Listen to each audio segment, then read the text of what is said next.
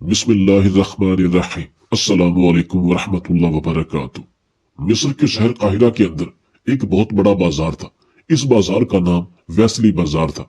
इस बाजार के अंदर एक सुनार की दुकान थी और वो सुनार बहुत सखी और रहमदिल इंसान था, इसलिए इसकी दुकान बाकी ताजरों से बहुत अच्छी थी।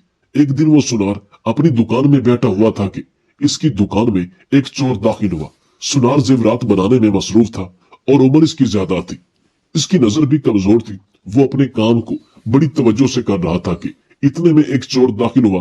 इसने जेवर चोरी करना शुरू कर दिए। जेवर चोरी करते करते इतने में इस सुनार की नजर इस चोर पर पड़ गई, तो सुनार इस चोर को पकड़ने की खातिर उठा ही था। इतने में एक औरत दुकान के अंदर दाखिल हुई और आकर इस चोर के कदमों में गिर गई और इसके पैरों को चूमने लगी। ये देखकर सुनार बड़ा हैरान हुआ और पूछा, ऐ खातून, ये चोर है और ये तुम क्या कर रही हो? तुम इसके पैर क्यों चूम रही हो? तो इस खातून ने कहा, सुनार साहब, आप ये क्या कह रहे हैं? ये हमारे इलाके के बहुत ही बड़े फकीर इंसान है। ये जिसके सर पर हाथ रख दे उसका बेड़ा पार हो जाता है। ये जिसके लिए दुआ कर दे उसकी दुआ कभी रद्द नहीं होती। आपको शायद गलत फहमी हुई है, आप इसके बारे में गलत सोच रहे हैं। सुनार भी बड़ा कशमकश में पड़ गया कि शायद ये खातून सच कह रही हो। फिर इस खातून ने कहा, जी आप इस सुनार के सर पर हाथ रखे। इस चोर ने सुनार के सर पर हाथ रखा और फिर इस खातून ने कहा, बाबा जी, आप इसे अपना वो बरकत वाला रुमाल दें ताकि ये अपने मुंह पर फेरे और इसके मुंह पर नूर आ जाए और इसके कारोबार में बरकत हो जाए। इस चोर ने अपने जेब से रुमाल निकाला और सुनार को दिया और कहा, तुम इसे अपने मुंह पर फेर दो ताकि तुम्हारे चेहरे पर नूर आ जाए। सुनार ने वो रुमाल लिया और मुंह पर फेरने लगा। जैसे इसने अपने मुंह पर रुमाल फेरा तो वो सुनार वहीं पर बेहोश हो गया। चोर और इस खातून ने मिलकर इस सुनार की दुकान को खाली किया और वहां से फरार हो गए। वक्त गुजरता रहा लेकिन इन चोर मकारों का कुछ पता ना चल सका और इस वाक़े को तकरीबन 2 साल गुजर चुके थे। इस सुनार ने बड़ी मुश्किलों से दोबारा अपनी दुकान को खड़ा किया। इसी तरह फिर वो सुनार अपनी दुकान में बैठा हुआ था कि फिर 3 आदमी जो कि सुल्तान सलाहुद्दीन अय्यूबी रहमतुल्लाह अलैह के सिपाहियों के लिबास में थे और उसी चोर और खातून को पकड़ा हुआ था और सुनार के पास लेकर आए और कहा, यही वो चोर है जो 2 साल पहले तुम्हारी चोरी करके गया था। बताओ इसने तुम्हें कैसे बेवकूफ बनाया था? सुनार ने शुरू से लेकर आखिर तक बताया कि किस तरह चोर इसकी दुकान में दाखिल हुआ और जब मैं इसको पकड़ने लगा तो खातून इसके पैर चूमने लगी और कहा, ये बहुत बड़ा फकीर है। और फिर इसने अपनी जेब से एक रुमाल निकाल दिया और कहा, इसको अपने मुंह पर फेरो जिससे तुम्हारे कारोबार में बरकत आएगी और तेरे चेहरे पर नूर होगा। इन सिपाहियों में से एक सिपाही ने अपनी जेब से रुमाल निकाला और कहा, बताओ किस तरह इसने तुम्हें रुमाल सुंघाया था? सुनार ने फिर से इस सिपाही से रुमाल लिया और वैसे करके दिखाया जैसे इसने पहले किया था और फिर इस दफा इसने जैसे ही रुमाल अपने मुंह पर फेरा तो फिर सुनार बेहोश हो गया और इन्होंने दुकान का दरवाजा अंदर से बंद करके सारा माल अपने थैलों में डाला और फिर गायब हो गए। जब इस सुनार को होश आया तो इसके पैरों तले जमीन निकल गई, क्योंकि अब वो दूसरी बार भी अपनी सारी जिंदगी की जमा पूंजी गंवा चुका था। वो बड़ा परेशान हुआ और वक्त के साथ साथ अपने इस नुकसान को भूल चुका था और फिर इसने अपने घर की सारी जमा पूंजी इकट्ठी करके इसको बेचा और दोबारा अपने कारोबार को शुरू किया। वक्त गुजरने लगा और अब इस वाक़े को 6 माह गुजर चुके थे। एक दिन सुनार अपनी दुकान में बैठा था। इतने में एक बूढ़ी औरत सुनार की दुकान में दाखिल हुई। गर्मी का दिन था। इस बूढ़ी औरत ने कहा, सुनार साहब, मैंने अपनी बेटी के लिए जेवरात बनवाने हैं, क्या तुम मुझे वो जेवरात बनाकर दे सकते हो? इस सुनार ने कहा, जी हाँ अम्मा जी, मैं बनाकर दे सकता हूँ। तो इसने कहा, कितने पैसे लोगे? सुनार हिसाब लगाने बैठा तो इतने में इस बूढ़ी औरत का सांस फूलने लगा और इसका सांस इतना फूला कि वो वहीं पर बेहोश हो गई। सुनार ने बाहर आवाज लगाई कि जाओ हकीम साहब को बुला कर लाओ, एक औरत बेहोश हो गई है। तो इतने में एक नौजवान लड़का दरवाजे पर आया और कहा, हुजूर क्या हुआ? तो सुनार ने कहा, ये बूढ़ी औरत शायद सांस के फूलने की वजह से बेहोश हो गई, जाओ किसी तबीब को बुला कर लाओ। वो नौजवान गया और अपने साथ एक तबीब और इसके साथी को बुला कर लाया। सुनार बहुत परेशान हो गया था क्योंकि इसको खुद भी यही बीमारी थी और कभी कभी इसका सांस फूल जाता था। बहुत सारे तबीबों से इलाज करवाने के बाद भी वो सेहत याब ना हो सका था। बस जिंदगी के दिन गुजार रहा था। थोड़ी देर गुजरी के वो तबीब आ गया और इसने अपने थैले से एक जड़ी बूटी निकाली और इस बूढ़ी अम्मा को सुंघा दी। तो चंद लम्हों में वो बूढ़ी अम्मा होश में आ गई और इस तरह हो गई कि जैसे इसको सांस की बीमारी है ही नहीं। ये देखकर सुनार हैरान हुआ और कहा, तबीब साहब आप वो जड़ी बूटी मुझे भी दे दे, क्योंकि मैं भी इस बीमारी से बहुत परेशान हूँ। इस तबीब ने अपने थैले से जड़ी बूटियां निकाली और इस सुनार को दे दी। इस सुनार ने जैसे ही वो जड़ी बूटी सूंघी फिर से बेहोश हो गया। इस बूढ़ी औरत ने, जिसने बूढ़ी औरत का हुलिया बनाया हुआ था, वो हकीम जो कि असल में चोर था, इन सब ने फिर से अंदर से दुकान का दरवाजा बंद किया और सारा सोना अपने अपने थैलों में भरा और वहां से रफू चक्कर हो गए। अब जब तीसरी मर्तबा सुनार लुट गया और इसकी आंख खुली तो अब ये हिलने के भी काबिल नहीं था, क्योंकि वो अपनी सारी जिंदगी की जमा पूंजी और अपने घर को बेचकर सब कुछ लुटा चुका था। वो बहुत परेशान हो गया और रो रहा था। थोड़ी देर सोचने के बाद इसके दिमाग में एक तरकीब आई और वो सुल्तान सलाहुद्दीन अय्यूबी रहमतुल्लाह अलैह के दरबार की तरफ चल पड़ा। वो सुल्तान सलाहुद्दीन अय्यूबी रहमतुल्लाह अलैह के सामने हाजिर हुआ और शुरू से लेकर मुकम्मल दास्तान सुनाई और सुल्तान को बताया कि किस तरह इन शातिर चोरों ने सुनार को 3 मरतबा बड़ी ही चालाकी से लूट लिया।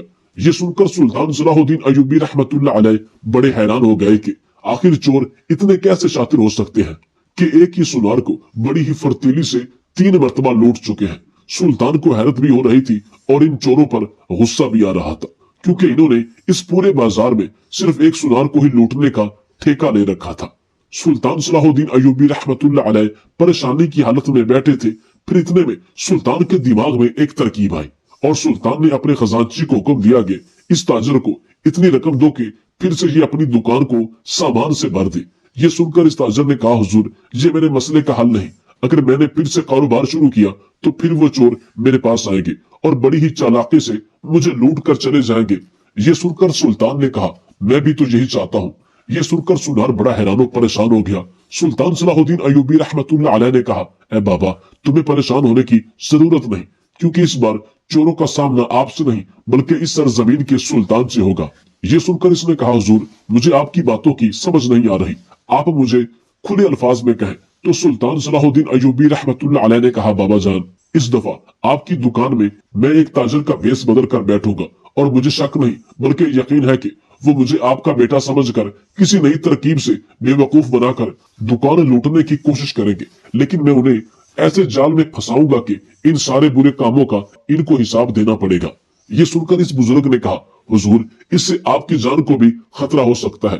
तो सुल्तान ने कहा, ऐ बुजुर्ग सुनार, जब तक मेरे दिन लिखे हैं मुझे मौत नहीं आ सकती। वो सुनार खजांची से सोने के सिक्के लेकर चल पड़ा और चंद दिन बाद आकर सुल्तान सलाहुद्दीन अय्यूबी रहमतुल्लाह अलैह को खबर दी, हुजूर मैंने अपनी दुकान को फिर से अब सामान से भर दिया है, लिहाजा कल से उस दुकान को दोबारा खोलने का सोच रहा हूँ। सुल्तान सलाहुद्दीन अय्यूबी रहमतुल्लाह अलैह ने कहा, कल मैं ताजर के भेष में तुम्हारी दुकान में पहुंच जाऊंगा और मुझे यकीन है कि वो चोर हमारे पास जरूर पहुंचेंगे। सुल्तान सलाहुद्दीन अय्यूबी रहमतुल्लाह अलैह एक माहिर ताजर की तरह दुकान को चलाने लगे। वक्त गुजरने लगा और सुनार की जगह सुल्तान को देखकर, सुल्तान की अक्लमंदी को देखकर बहुत सारे ग्राहक आपकी दुकान की तरफ आने लगे।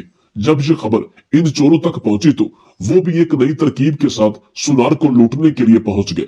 जैसे इन चोरों ने देखा कि अब दोपहर का वक्त है और दुकान में हजूम खत्म हो गया है, तो इन चोरों में से एक वही खातून और वही बड़ा चोर सुल्तान सलाहुद्दीन अय्यूबी रहमतुल्लाह अलैह की दुकान में हाजिर हुए और कहा, हुजूर मैं अपनी बीवी के साथ रास्ते में आ रहा था और रास्ते में हम पर डाकुओं ने हमला कर दिया, जिसकी वजह से मेरी बीवी जख्मी हो गई और जख्मी होने की वजह से इसके जेवरात पर सारा खून लग गया है और खून में मौजूद तेजाबियत की वजह से इसके जेवरात का रंग खराब हो गया और जेवरात में से खून की बू आती है। हुजूर आप इस जेवरात पर मजीद सोने का पानी चढ़ा दे और इसकी हमें रकम बता दे ताकि हम अदा कर दे।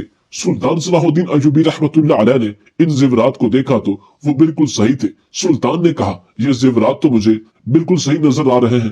तो इनमें से एक चोर ने कहा, सुनार जी आप इन जेवरात को सूंघ कर देख ले कि इसमें अभी तक भी इंसानी खून की बू आती है। जैसे ही सुल्तान ने इसकी बात सुनी तो सुल्तान समझ चुका था कि ये फिर से इनकी चाल है और ये जेवरात के जरिए मुझे नशीली चीज सुंघाकर बेहोश करना चाहते हैं ताकि हमें दोबारा लूट सके। और ये इस बार एक नई तरकीब के साथ आए हैं ताकि वो सुनार को यानी मुझे बेवकूफ बना सके। सुल्तान सलाहुद्दीन अय्यूबी रहमतुल्लाह अलैह ने अपनी नाक से वो जेवरात लगाए और सांस रोक के रखी और बेहोश होने का नाटक किया। थोड़ी देर गुजरी, इन्होंने सुल्तान सलाहुद्दीन अय्यूबी रहमतुल्लाह अलैह को देखा कि आप बेहोश हो चुके हैं। तो इन्होंने अपने थैले निकाले और दोबारा से सारा सामान समेटने लगे। जब वो सारा सामान समेट कर दुकान से भागने लगे तो सामने देखते हैं कि सुल्तान सलाहुद्दीन अय्यूबी रहमतुल्लाह अलैह छलांग लगाकर इनके सामने खड़े हो जाते हैं। जब इन्होंने सुल्तान को हाथ में तलवार के साथ देखा तो खौफ की वजह से थैले हाथ से गिर गए। फिर सुल्तान सलाहुद्दीन अय्यूबी रहमतुल्लाह अलैह ने कहा, तुम लोगों ने इस गरीब को बहुत दफा लूट लिया, सब चोरियों का अब हिसाब देना होगा। सुल्तान सलाहुद्दीन अय्यूबी रहमतुल्लाह अलैह ने इन दोनों को पकड़ा और अपनी अदालत में ले गए और सुल्तान सलाहुद्दीन अय्यूबी रहमतुल्लाह अलैह ने इनसे वो तीनों चोरियां मनवाई और इसके बाद इन्होंने वो जहां भी सोना छुपाया हुआ था और सोना भी सुल्तान सलाहुद्दीन अय्यूबी रहमतुल्लाह अलैह ने निकलवा कर इस सुनार को दे दिया। जब सुल्तान ने इन चोरों से इनकी वारदात के तरीके और ये पूछा कि तुम लोगों ने अब तक कितने दुकानदारों को लूटा है, तो इन चोरों ने बताया कि हमने 3 सालों में तकरीबन 4000 दुकानदारों को लूटा है। और इसके बाद इनको सख्त से सख्त सजा सुना दी और इसके बाद वो तमाम बाजार वाले बड़े खुशहाल हो गए, क्योंकि इस गैंग ने तमाम बाजार वालों को बहुत परेशान कर रखा था, क्योंकि वो बड़े ही अजीबो गरीब तरीके से आते और लोगों को लूट कर चले जाते। और इनको सिर्फ सुल्तान सलाहुद्दीन अय्यूबी रहमतुल्लाह अलैह ने अपनी अक्लमंदी की वजह से पकड़ा था।